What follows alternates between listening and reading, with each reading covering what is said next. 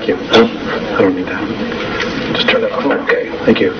Thank you, everybody. I want to thank Global Sciences for inviting me here. Dean, I want to thank all of you for coming.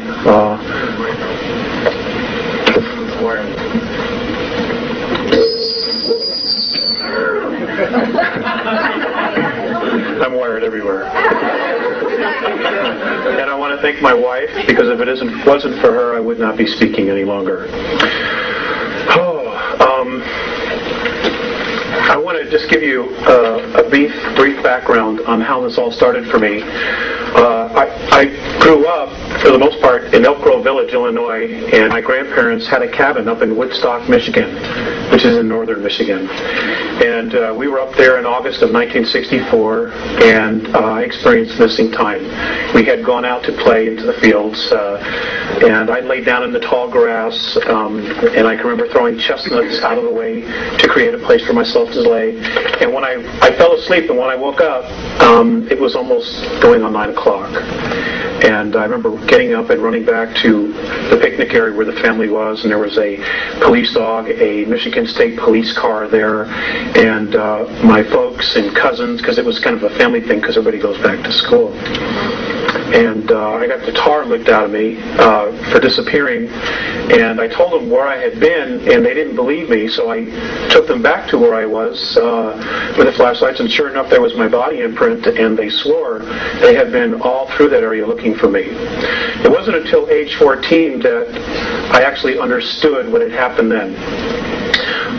I went to bed. It was just a normal night. It was in October. When I woke up, and there were two men looking down at me. And they were human beings, except they have no hair. And their skin is light blue, or at least Morine, the very large one. His skin is light blue. Phaseus is the elderly one, and I'll give you a brief background on them. Has turned white because of his age, but they are blue-skinned. They say that they are our cousins, and that we actually have some of their genetics inside of us. They originally came from Lyra, as all human life did in our galaxy. Human life does exist in other galaxies as well. And there's a lot going on. There's a lot going on. Okay.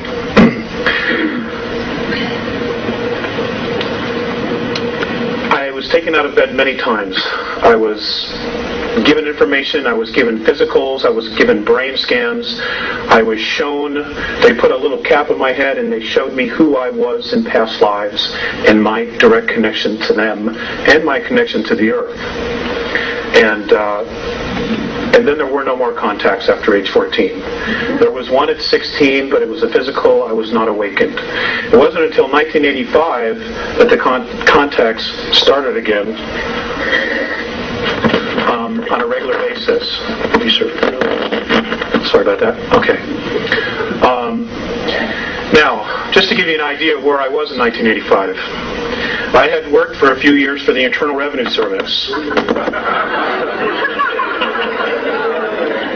I had been a tax collector, and I was assigned to and I'm ashamed to say it, but I was a good tax collector. And for the lady and the people who were talking about the IRS, I'm just going to give you this while it's hot and it's fresh. I was assigned to a task force that was supposed to do undercover work for oil company fraud. And our training was to be in Washington, D.C., and while I was there, I used my security pass to get into the National Archives. And you're not allowed to really make copies of things when you're in the National Archives unless your security clearances was much higher than what mine was. And I'm going to tell you this as having been with the Internal Revenue Service. The Internal Revenue Service is a Puerto Rican trust. It is a 3-tier trust. I don't know what the third tier is, which is the bottom line, but it's Internal Revenue Service, Puerto Rican Trust, Trust number 62, and I can't tell you what the third one is because it wasn't there. I have that information. Great. People need to know. Also, none of the federal income tax laws are actually in the Federal Register, therefore they are not laws. They are codes. You also need to be aware of that. Anyway, I left the Internal Revenue Service and I opened up my own accounting practice.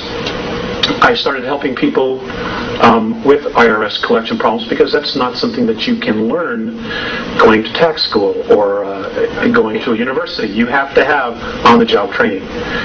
Well, I started my practice, took the CPA exam. For 5 years, I had a practice in Beverly Hills and Malibu. I was living on a 700-acre horse ranch in Malibu at the time the context restarted. Now, within 2 months of the context restarting, I totally walked away from my tax practice. And I just realized that a lot of it was just BS. And it just wasn't working for me. I had made some major shifts in a very short time. The contacts have been relatively continuous. They're both physical as well as telepathic. And folks, some of this information is going to be enlightening. Some of it's going to really bother you. And I'm sorry to be the one to have to tell you that we have a very serious problem on our hands. Okay? And it is just not the federal government. It just is not. There is a much bigger scheme going on here. And it involves extraterrestrials who are interested in us as souls. You might refer to the Bible, you might refer to whatever texts or religion you have, but there definitely is a battle of good and evil going on out there, and part of it has to do with us and our solar system because of its location and the minerals that are here.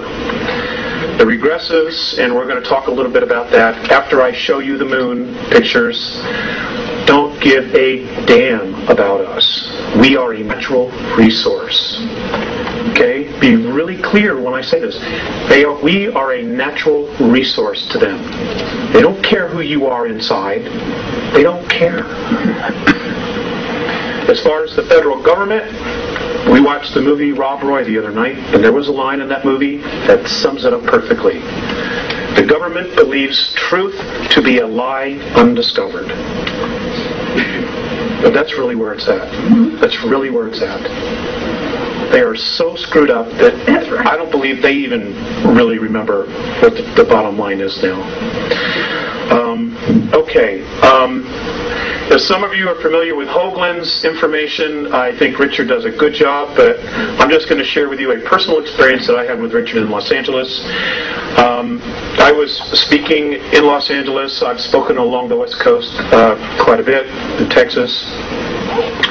And there was somebody from Showtime who was doing a private screening in a hotel room of the movie Roswell, the Showtime movie Roswell they put together. Well, I was invited to go in there. Well, Richard was sitting in the back on a chair. And I'm not reading any more into this. I'm just sharing with you my experience with him one-on-one. I sat down to him and I just looked him straight in the eye, and he didn't have a clue who I was. And I said, Richard, why don't you tell people that the moon is an artificial satellite? And he just looked at me and he says, I'm not ready to. All right? That's my personal experience. It's the only one I have. I think his information is good. But I'm telling you, from my own experience, he's withholding. And I don't understand why he's withholding. I can verify that. Okay? Because you, me, our children, our grandchildren, and our great-grandchildren are the ones at stake here. You know, we don't have anywhere else to go. We don't have any place to hide. This planet is our home. It's our home. And I'm just trying to help. I only have a piece of the puzzle. I don't have the whole puzzle. I think if I did, I'd be dead a long time ago. But I'm going to share with you stuff that I have been guided to that's on the far side of the moon. I don't deal with the visible side. Because as the right hand is moving here, the left hand's doing something else. Well, the left hand is the far side of the moon. If you remember the movie Apollo 13,